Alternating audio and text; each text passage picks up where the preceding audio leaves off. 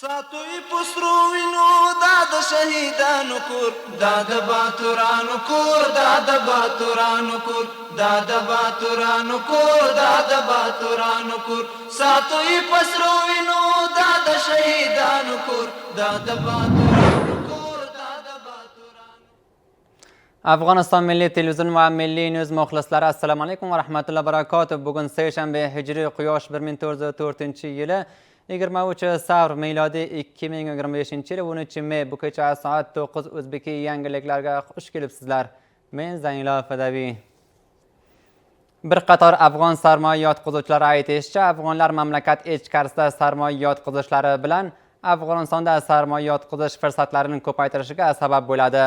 Ushbu afg'on sarmoya yotqizuvchilari Hojigak temir koni qozib chiqarish projesida $650 million sarmoya yotqizishga ishora qilib aytishlaricha, bu ish bajarilishi bilan mamlakat iqtisodiy rivj qilishiga yordam qilishi mumkin. Islom Amirligi so'zlovchisi muovini aytishicha, bir qator afg'on sarmoya yotqizuvchilari Riyosatul Vazaro iqtisodiy o'rinbosari Mulla Abdulg'ani birodar Oxund bilan uchrashuvda Hojigak temir koni qozib chiqarilishi uchun $650 million sarmoya yotqizishga qiziqqanlar.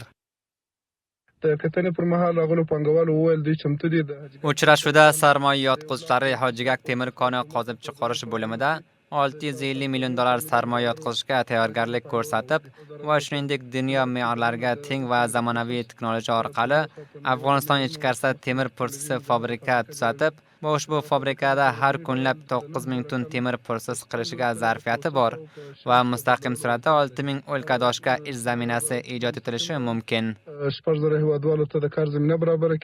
Mulla Hamdullo Fitrat aytishicha, Mulla Abdulg'ani birodar Oxund ayni paytda bu sarmoya yotqizuvchilardan qo'llab-quvvatlamoqdaki, bir qator sarmoya yotqizuvchilar, afg'on sarmoya yotqizuvchilar mamlakat ichkarisida sarmoya yotqizishni, ish fursatlari ijod etilishi va iqtisod rivj qilishi uchun samarali unvon qiladilar.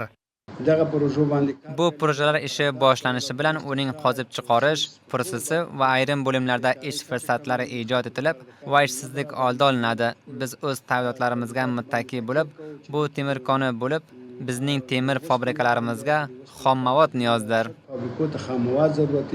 Biz Afg'oniston sathida 42 foloat fabrika mavjud. Bu sektorda $500 million sarmoya yotqizilgan. Afg'onistonda temir koni qozib chiqarilganda xom mavodlar ushbu fabrikalarga niyozdir. Hojigak temir koni Bomiyon, Maydon Vardak va Parvon viloyatlari o'rtasida Hindukush tog'larida joylashib va mintaqa va jahon sathida eng buyuk temir konlaridan hisoblanadi. Islom Amirligi mamlakat 25 viloyatida qaytib kelgan afg'on muhojirlar uchun 35 yangi shaharcha tarix va dizayn ishlari tugalishdan xabar beradi. Islom Amirligi so'zlovchisi muovini aytishicha, ushbu shaharchalarda maktab, klinik, toza ichimlik suv yetkazish sistemlari, barq, masjid, ekinzor yerlar va kichik savdogarlik makonlari ham nazarda olingan. Riyosatul Vazaro idoriy o'rinbosari Mavlaviy Abdusalom Hanafiy insonsevarlik ko'maklar bunyodi namoyandasi bilan uchrashuvda Afg'onistonda yordamlar mezoni ko'paytirish ustida ta'kid qildi. Islom Amirligi so'zlovchisi muovini aytishicha, ushbu bunyod namoyandalari mamlakat butun viloyatlarda o'z faoliyatlarini ko'paytirib va shuningdek qaytib kelganlarga shabaka ijod qilish uchun talosh etishlaridan ishonch berdilar. Riyosatul Vazaro idoriy o'rinbosari Mavlaviy Abdusalom Hanafiy ushbu muassasa hamkorligidan qadrdonlik qilib, aholiga yordam qilish uchun g'ayri-davlatiy muassasalar faoliyati ahamiyatga sazovor deb va mazkur muassasadan mamlakat ayrim viloyatlarda turli bo'limda o'z yordamlarini ko'paytirishni istadi. Islom Amirligi rasmiylari qo'shni mamlakatlardan qaytib kelgan afg'on muhojirlarga ko'proq qulayliklar yaratish, oziq-ovqat imkoniyati va ayrim niyozmandliklarni bartaraf qilishdan ishonch beradilar. Mulla Hamdullo Fitrat shuningdek ko'paytirishcha, Islom Amirligi mamlakat 25 viloyatida 35 yangi shaharcha dizayn ishlari tugalgan. Qaytib kelganlar uchun 58 shaharcha planda bo'lib, ular o'rtasidan haligacha mamlakat 25 viloyatida 35 shaharcha tarix va naqshasi nihoyiy bo'lib, viloyat mas'ullari tomonidan shaharcha ishi ochilib va mustahaq kishilarga nomzod tavsiya qilish tizimi davomi bor. د ځمکو د نمرو د توزیع لړۍ جریان لري.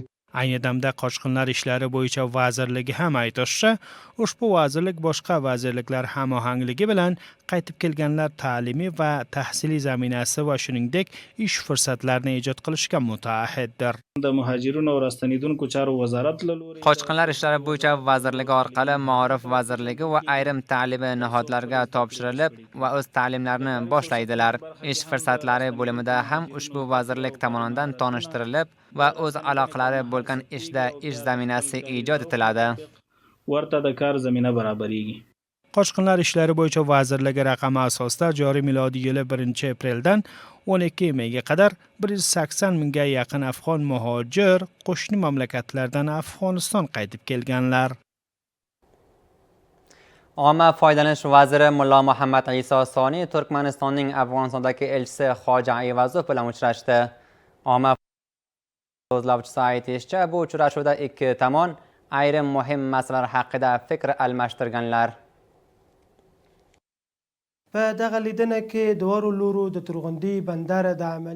Bu uchrashuvda ikki tomon Turg'undi chegarasi amaliy ishi boshlanishi, yangi ta'sisot taxliya va yuk ortish uchun yangi hangarlar tuzatish, Mazor Sharif Herot va Herot Kandahor yo'llarini tafsili sarvey va dizayni, Turg'undi chegarasi savdogarlik intiqolotini ko'paytirish va temir yo'li hamda joddalar tuzalish projelari haqida batafsil bahs qildilar. Bu uchrashuvda Omma foydalanish vazirligi sarparasti aytishicha, Afg'oniston sathida hozir temir yo'li bo'limida ko'pincha proje, sarvey va dizayn ishlari davomi bor. Milliy va xalqaro sarmoya yotqizuvchilar uchun sarmoya yotqizish zaminasi ijod etilib va bu bo'limda sarmoya yotqizishga qodirlar.